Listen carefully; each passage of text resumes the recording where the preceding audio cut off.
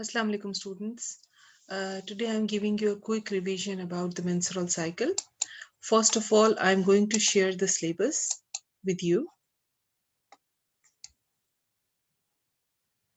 Okay. Now my syllabus is in front of you. This I selected from this upcoming syllabus from the chapter of development of organisms and continuity of life. From this topic, from this chapter, I will explain you about the menstrual cycle, about the amniotic fluid, amniotic sac, placenta, pregnancy, umbilical cord, and two more topics are there. For this purpose, I'm showing you a slide also related to this topic. Okay,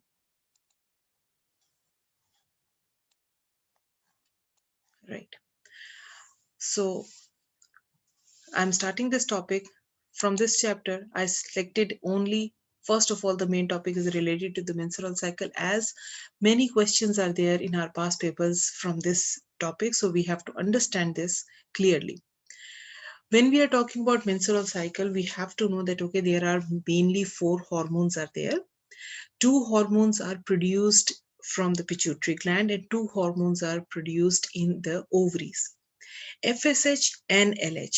These hormones are produced by pituitary gland. FSH means this is follicle stimulating hormone, and the function of this hormone is to mature the follicle, right? And this stimulates the ovaries to produce estrogen also. It means that although this hormone is produced by pituitary gland, but it will also responsible to produce another hormone that is in the ovary. Second is we have luteinizing hormone LH. It is just like I told you that, okay, it is produced in the pituitary gland. It This hormone is responsible to release of an egg into the fallopian tube. Okay. Next, the two hormones that are produced by ovaries, one is estrogen.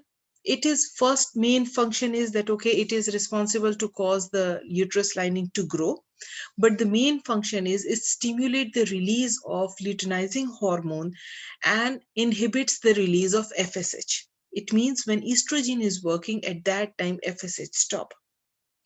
Number fourth hormone is progesterone hormone. It is very important hormone related to this cycle is that it is responsible to maintain the uterus lining thick, and it inhibits the release of FSH and LH hormone. It means the moment when estrogen and progesterone is there, at that time they are mainly stopping these two hormones.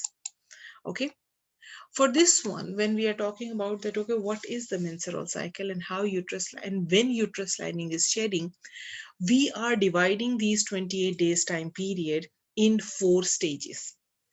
Stage one is this stage one is there. In this stage one, uterus lining is shedding. Okay, it depends on person to person, that, okay, it depends on age factor also is there, that, okay, this stage stays from 3 to 7 days time period. Stage number 2 is there. This is the stage number 2, and this time period is there then when uterus lining starts to build up again. Okay, it make a spongy layer, thick layer. Okay, stage number 3 is there. This one, the point where egg is releases. Okay, at this time, this our uterus lining is the thickest one. Stage number 4 is there, that, okay, it is maintained. All the four stages are there, repeating for you that, okay, 28 days cycle is there. Stage 1 is that when uterus lining starts shedding. Stage 2 is after the shedding, when there is no uterus lining is there, at that time it start building up again. Stage 3 is when ovulation is there, at that time the uterus lining is at the peak time, and stage 4 is it's the maintenance of that lining. Now, this is a quick or overall view of all the four hormones in terms of the uterine cycle is there. Look at this one. They are dividing again 1 till 7, 7 till 14, 14 till 21, 21 till 28. Or every time, whenever we are studying the menstrual cycle, it is divided into four stages. Now, four hormones are there: FSH with the blue color, LH with the pink color, estrogen with the gray color, progesterone is the purple color. First of all, we have to understand, go through this one, FSH and LH. Okay, look at this one. In the beginning of this one, slowly and gradually, FSH is increases, right? The moment when egg mature in the ovary, at that time, suddenly LH increases. LH level is increases, right? This is the time when ovulation process is there. Okay. When ovulation process is there, at this time, what we are observing that after the ovulation, progesterone level slightly increases, right? It increases in a way that because if suppose that egg mature in the fallopian tube, then they are maintaining the uterus lining thick for the implantation. Okay. If egg is not fertilized, then what happened? This uterus lining start shedding because of the less progesterone level. Estrogen level is continuously increasing and decreasing because it is responsible to work with FSH and LH also. Okay, so this is about this whole cycle. Ovarian cycle is there. They are showing you that in the first phase, ovule is maturing inside the ovary. Then this egg, ovum is an egg, it is releases. Then the empty structure is this process, the leftover portion that is known as corpus luteum is responsible to produces progesterone, and this corpus luteum is also degenerating. Look at this one, that it is the beginning of the cycle when uterus is shedding. This time second phase is there, second stage is there when lining is not there. Slowly and gradually lining thicken because of the progesterone. In the third and fourth stage, this uterus lining is extraordinary thick for the implantation. Keep it in your mind, when the egg is not fertilized, at that time what happened? Okay, this there is no need for the thick lining, so it start shedding. This process, what I am telling you, look at this one. Here, this is an ovary portion, right? This is a fallopian tube area, and this is a uterus. Okay. Here, three stages are there for the pregnancy.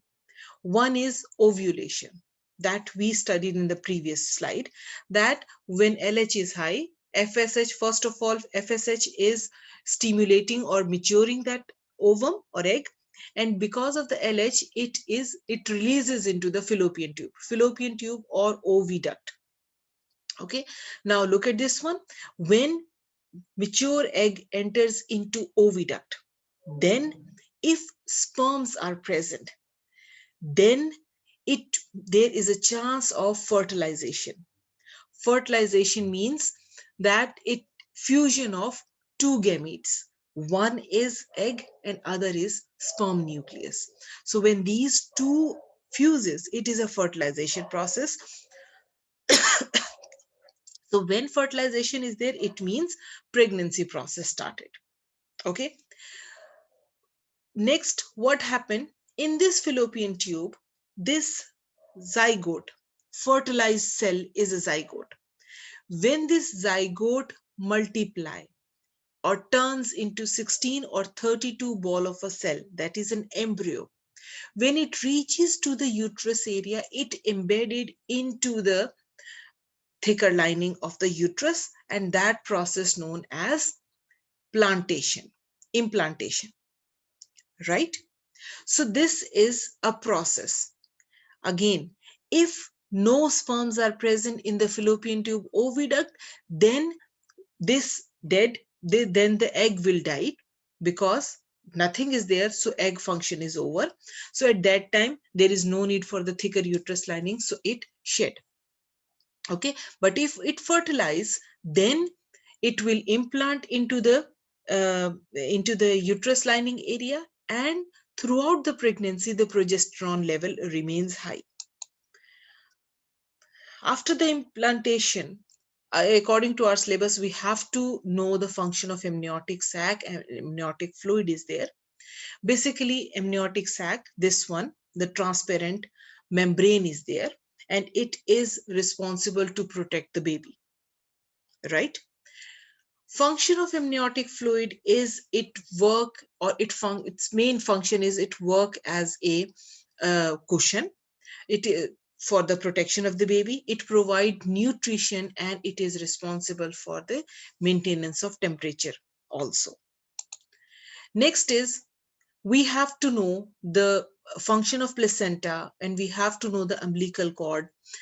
uh, Main function is exchange of gases and excretory product. No structural details are required. It is mentioned in our syllabus. That is why I also pointed out you also that there is no need to go in detail. Look at this one. A fetus is there. This is placenta, and in the placenta blood vessels are there. Oxygenated blood from the mother enter from this direction. When it is entering here, it means it also, again, along with the oxygen, it contains glucose, it contains amino acid, it contains other useful substances also. Now, look at this one. The most important point related to this topic is you have to know that there is no direct connection between the mother blood and the fetus blood. Okay. First of all these useful substances enter into this area. They diffuses into this area. Now, after this one, they diffuses into the blood vessels of the umbilical cord, and they enter into the baby. Right? Same, baby produces carbon dioxide, baby produces urea or other excretory stuff. From this blood vessel, it again diffuses into this region. Sorry, I'm going back into this region, and then diffuses into mother's blood. Right? You have to keep it in your mind that here, with the help of diffusion, all the useful substances along with oxygen, glucose, amino acid, vitamins, minerals, or whatever other substance baby needed, first they diffuses into this placenta area. Then from this placenta they enter into blood vessel, and then baby receive whatever the excretory stuff of the baby. It diffuses into the placenta, then it enters into the mother's body. Right? So this is about the amniotic fluid, amniotic sac, and umbilical cord and placenta.